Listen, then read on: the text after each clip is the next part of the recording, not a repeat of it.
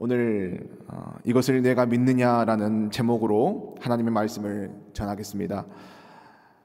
구약 성경에 대한 말씀을 준비할 때 특징이 이 말씀의 내용 때문에 이제 읽을 때 흥분이 되는 그런 특징이 있다면, 신약 성경에 특히 예수님에 대한 말씀을 준비할 때면 설레는 마음이 있는 것 같습니다.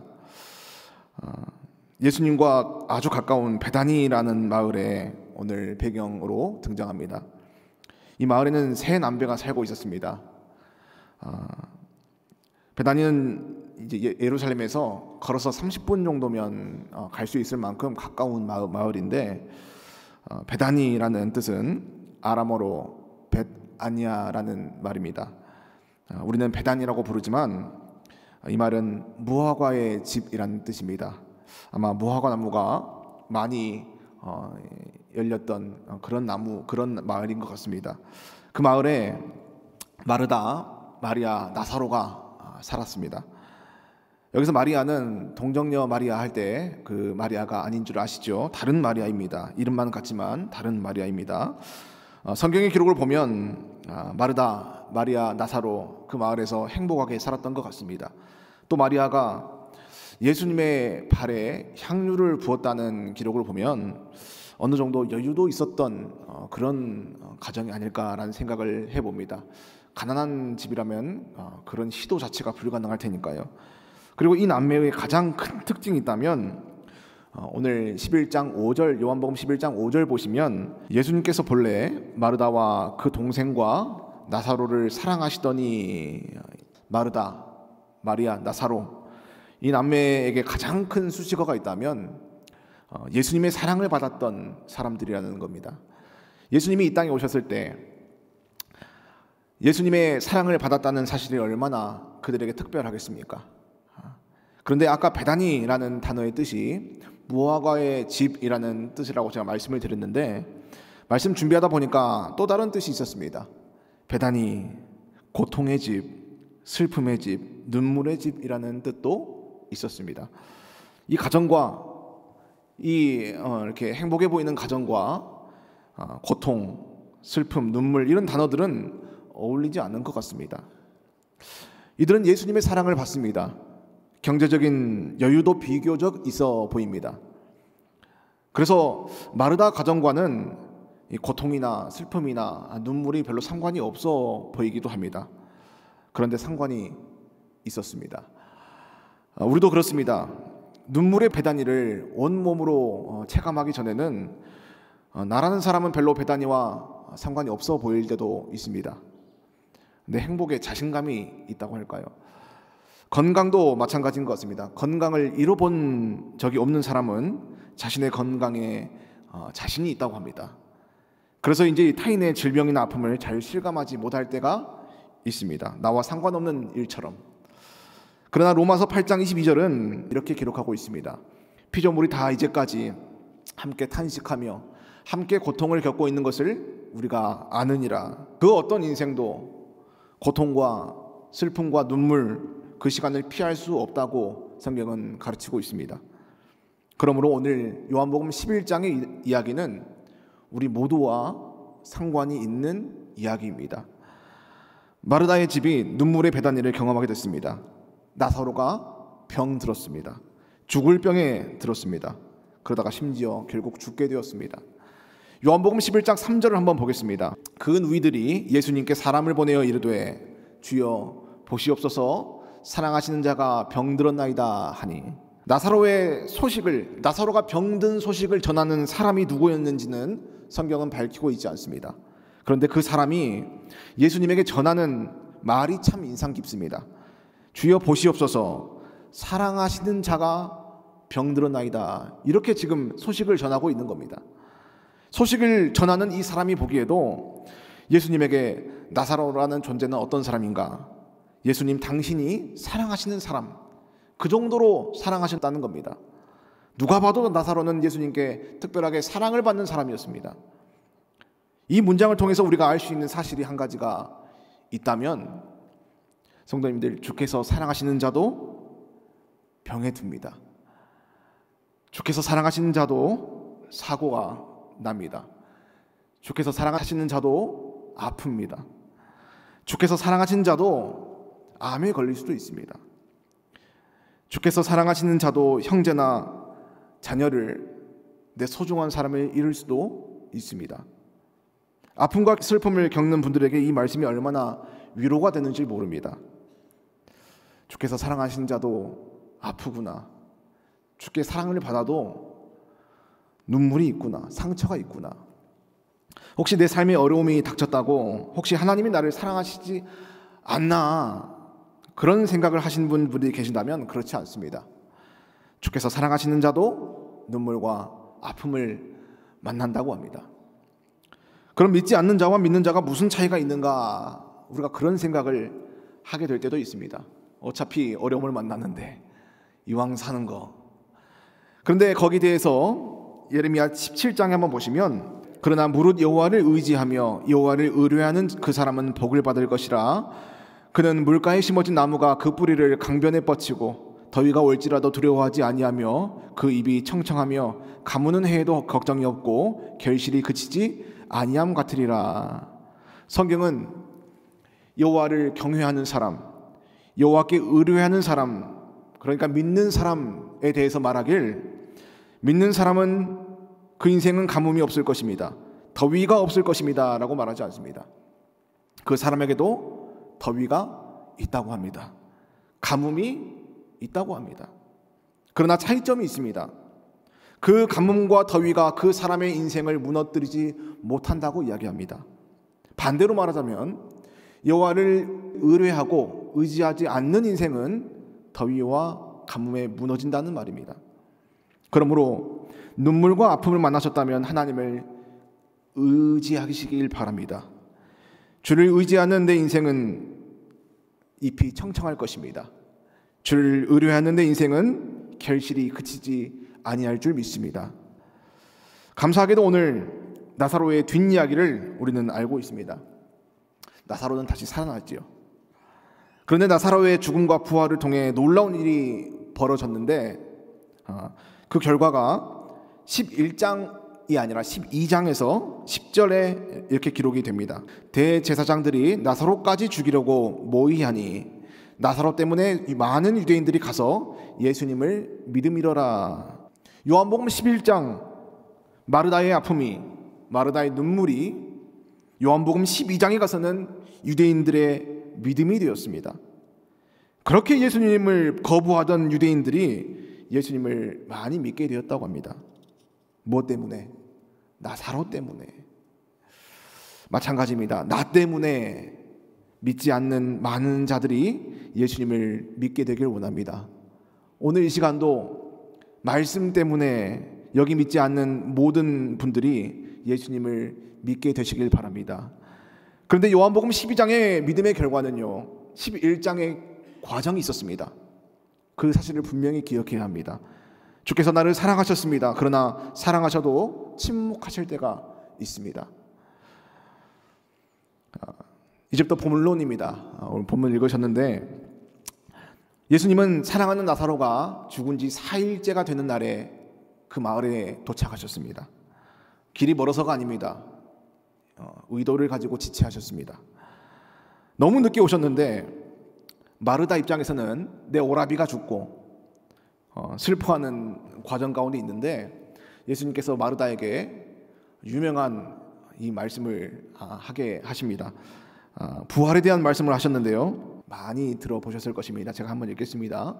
마르다에게 이렇게 말씀하십니다. 늦게 오신 예수님께서 이르시되 나는 부활이요 생명이니 나를 믿는 자는 죽어도 살겠고 무릇 살아서 나를 믿는 자는 영원히 죽지 아니하리니 이것을 내가 믿느냐. 마르다 입장에서는 한참이나 늦게 오신 예수님인데 마르다의 귀에 이 말씀이 과연 어떻게 들리겠습니까? 맞는 말이긴 하지만 이 상황에 맞는 말인가 싶습니다. 이런 상황과 비슷합니다. 자식을 먼저 보내고 또는 형제를 먼저 보내고 울음바다가 된 장례식장에 가서 제가 주저앉아 있는 상주분에게 이렇게 말하는 겁니다. 부활이요 생명이신 예수님을 믿는 자는 죽어도 살겠고 살아서 믿는 자는 영원히 죽지 아니하리니 이것을 네가 믿느냐. 이렇게 말씀을 드린다면, 물론 틀린 말이 아닙니다. 그런데 과연 위로가 될 수 있을까? 상황에 맞는 위로가 될 수 있을까? 그런 생각을 좀 해봤습니다. 그런데 심지어 마르다는 예수님이 부활이고 생명이신지 모르는 게 아닙니다. 알고 있었습니다. 그런데 왜 예수님은 마르다가 이미 알고 있는 말씀을 하셨는가? 위로의 의도가 아니라면 혹시 다른 의도가 있지 않나? 이 며칠간 본문을 수없이 보다가 아까 25절과 26절에서 특징을 발견하게 됐습니다. 보통 우리가 25절, 26절을 읽을 때 부활이요 생명이니라는 문장의 시선을 많이 빼앗깁니다. 그런데 사실 예수님이 25절, 26절에서 강조하고 계시는 것은 따로 있었습니다. 성경에서 반복돼서 말한다는 것은 강조하고 있다는 말입니다. 자, 25절, 26절 다시 한번 예수님께서 이르시되 나는 부활이요 생명이니 나를 믿는 자는 죽어도 살겠고 무릇 살아서 나를 믿는 자는 영원히 죽지 아니하니 이것을 내가 믿느냐? 나를 믿는 자는 이것을 내가 믿느냐? 예수님이 마르다에게 믿음을 3번이나 반복해서 말씀하시는 겁니다. 네가 믿느냐? 강조하고 계신 겁니다.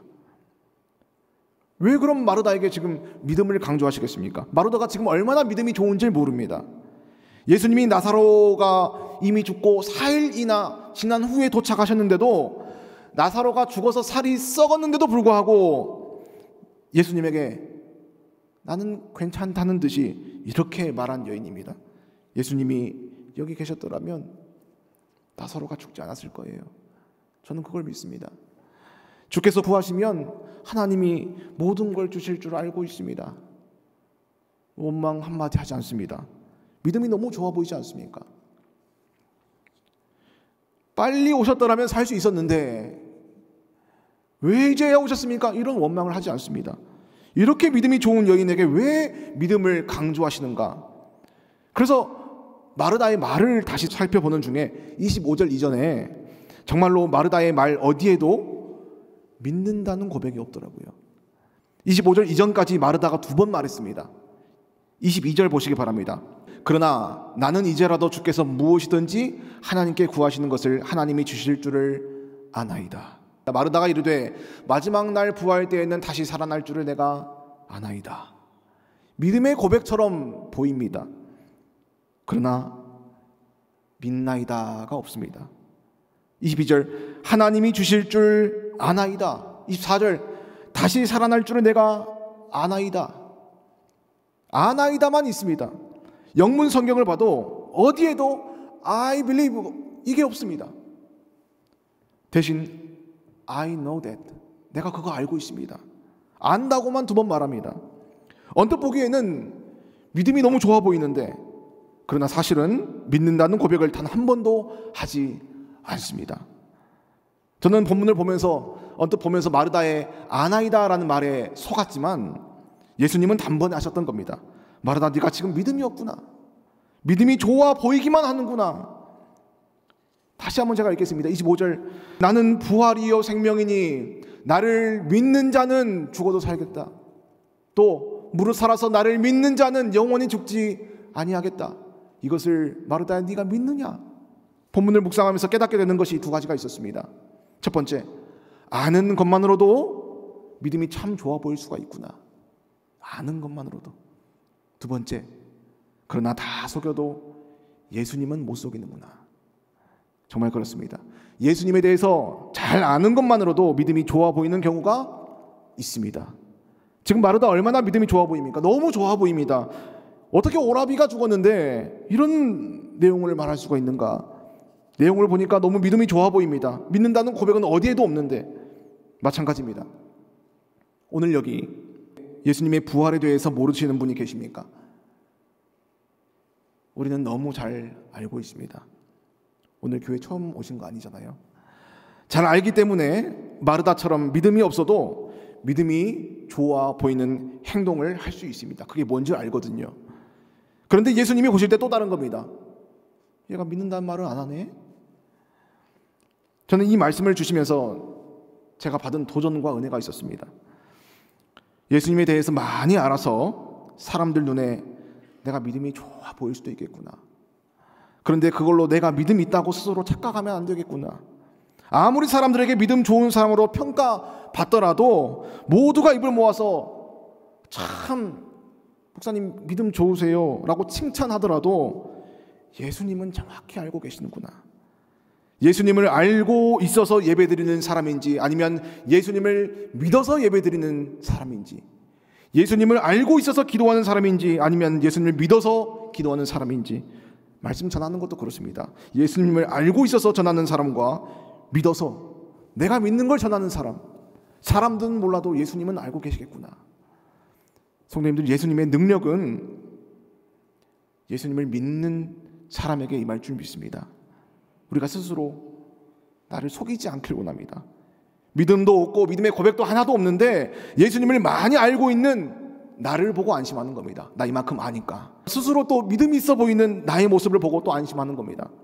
사람들의 평가는 나를 듣고 안심하는 겁니다. 괜찮다고, 믿음이라고요.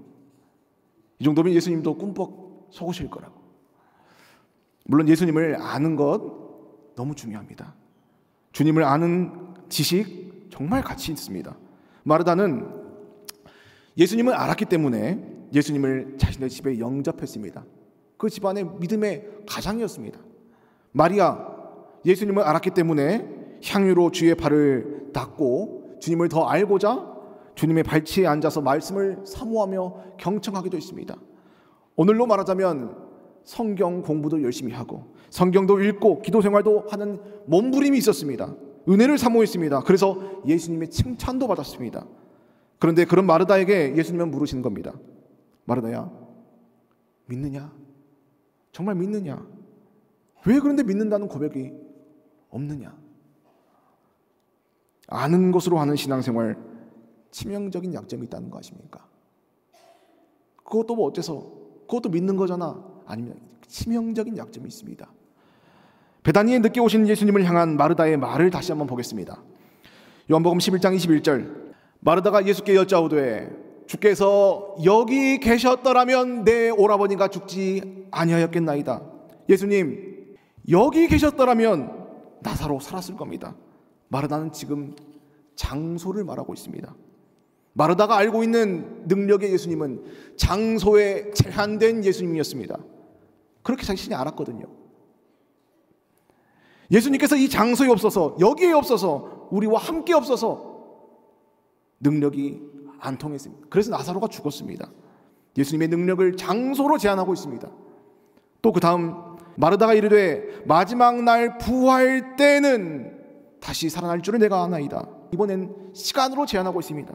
예수님의 능력은 말이지 나사로가 죽지 않았을 과거에 그때는 가능했어. 또 먼 미래에 마지막 날에 그때는 부활이 가능할 줄은 내가 알겠는데, 그런데 오늘 역사하시고 지금도 사람을 살리시며 이 시간이라도 내 문제를 능히 해결하실 예수님의 능력은 믿지 못하고 있습니다. 내가 아는 것으로 예수님을 제한하고 있습니다.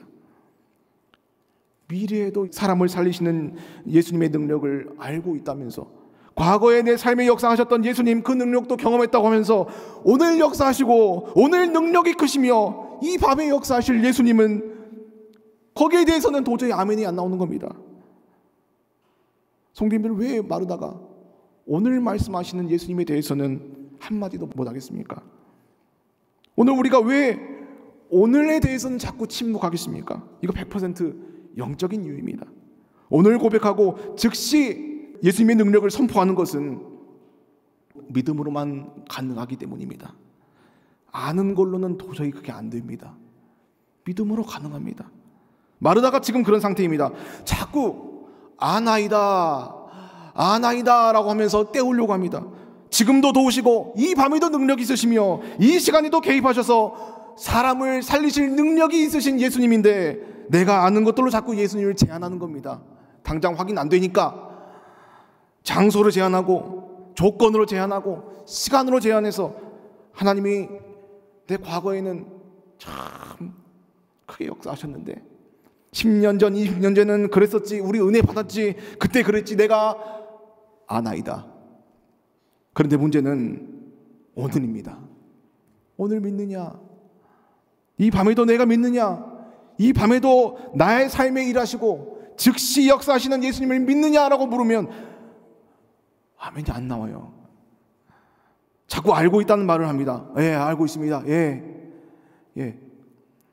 일단 그렇게 말하면 믿음은 있어 보이거든요. 이 나라가 10년, 20년, 30년 전에는 부흥했지만 그거 잘 알고 있지만 오늘요?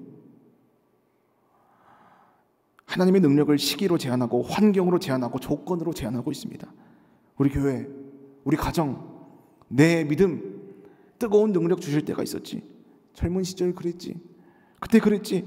그런데 이 밤에 더 뜨겁게 일하실 것을 믿느냐? 더 뜨겁게 능력 주실 것을 믿느냐? 더 놀랍게 일하심을 내가 믿느냐? 믿냐고 물어보는데 믿냐고 물어보시는데 대답을 안 하는 겁니다. 성도님들, 이게 얼마나 하나님 앞에서 불신앙입니까? 예수님을 믿고 산다고 하면서 동시에 믿지 못하고 있습니다. 오늘 우리 가운데 마르다와 같은 연약함이 왜 없겠습니까? 예수님은 오늘 마르다야 네가 아느냐라고 묻지 않으십니다. 내가 믿느냐고 물어보십니다. 오늘 밤에도 죽어가는 나라는 인생, 아니 죽어서 썩어버린 인생도 살리시며 이 밤에 크게 일하시고 이 밤에도 응답하시는 예수님을 믿으시길 바랍니다.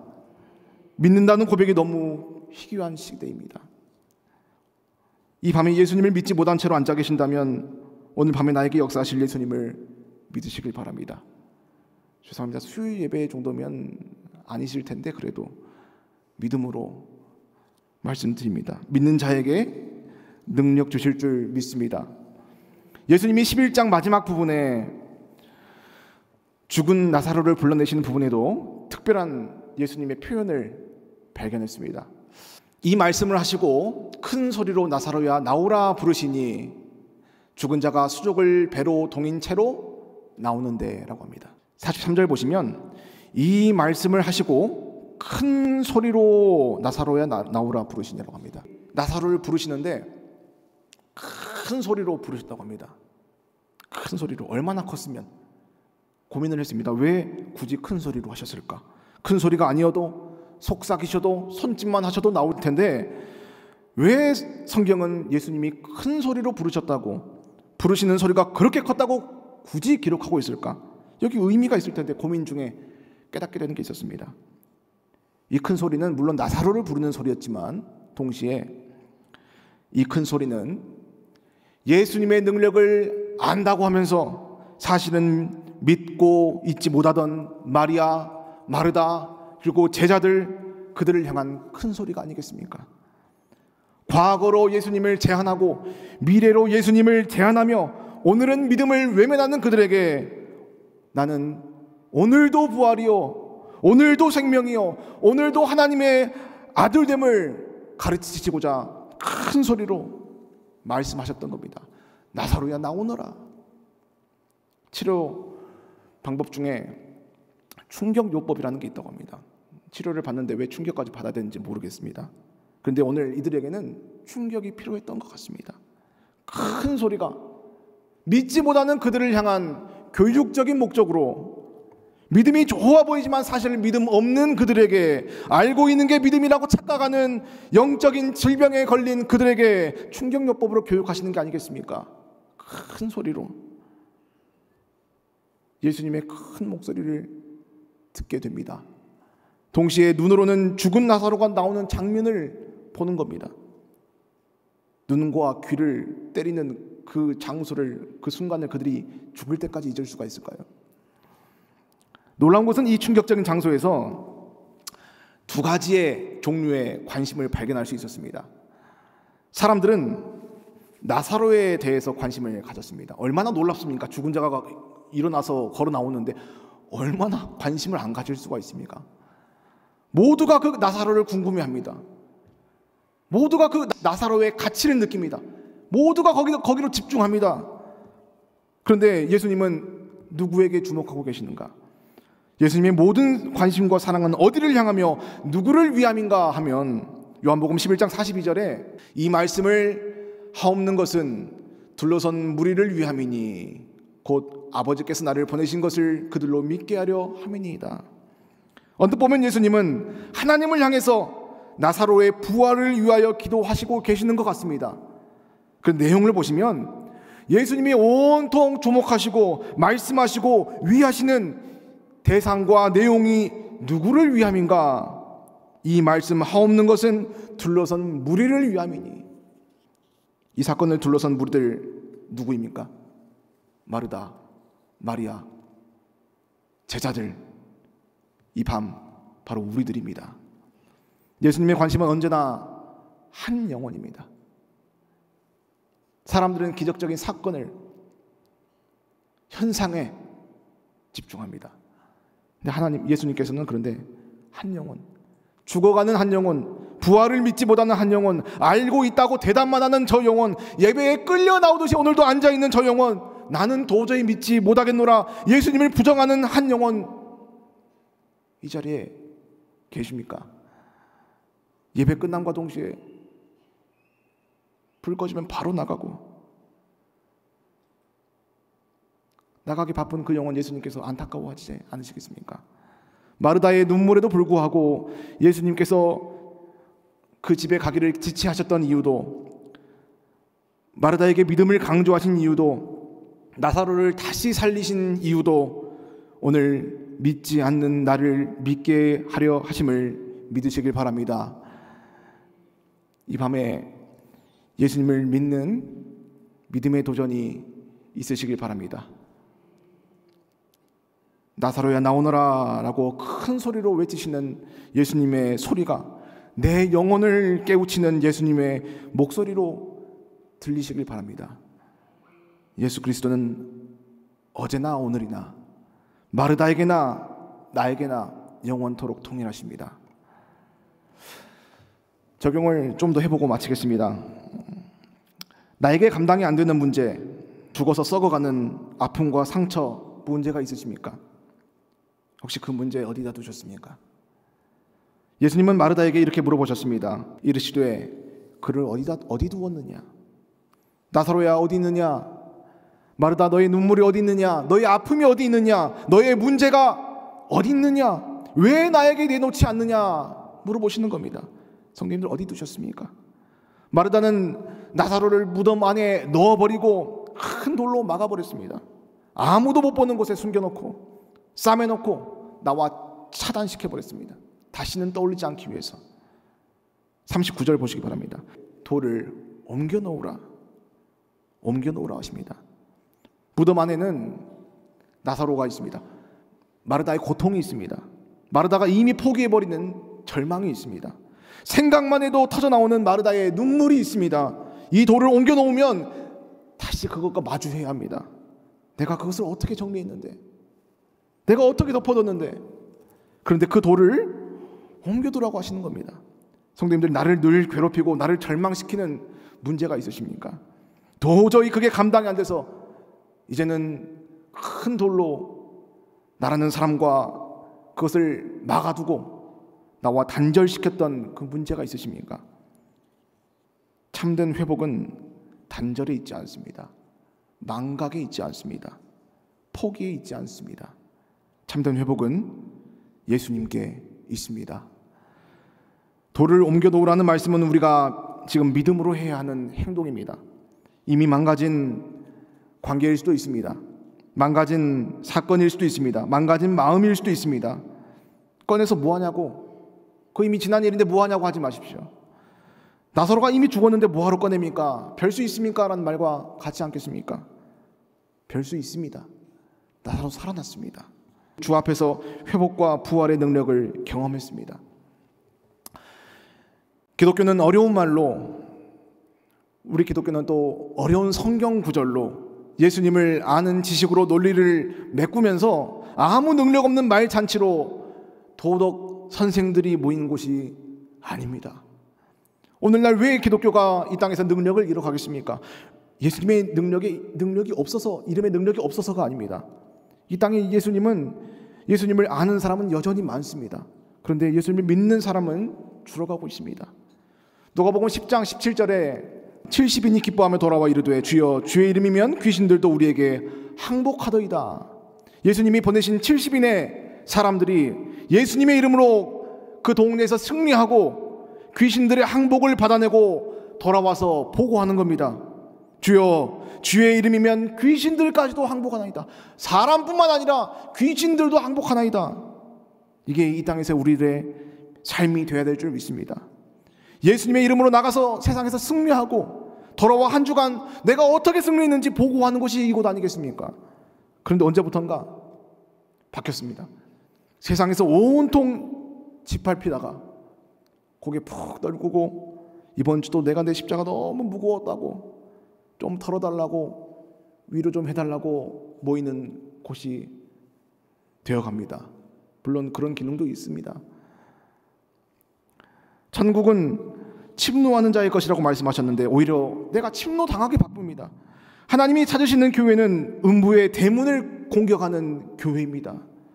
예수님의 이름으로 승리하는 교회입니다. 어둠에 잡혀있던 영혼들을 다시 찾아오는 교회를 찾으십니다. 제가 말씀 준비하면서 이런 이야기를 봤습니다. 어느 날 새끼 사자가 엄마 사자에게 이렇게 물어봤다고 합니다. 엄마, 우리는 왜 이렇게 무섭게 생겼어? 그러니까 엄마가 얘야, 우리는 밀림을 정복하는 밀림의 왕이거든. 엄마, 그러면 우리 발톱은 왜 이렇게 날카로워? 얘야, 먹잇감을 발견하면 단번에 움켜쥐어야 되니까.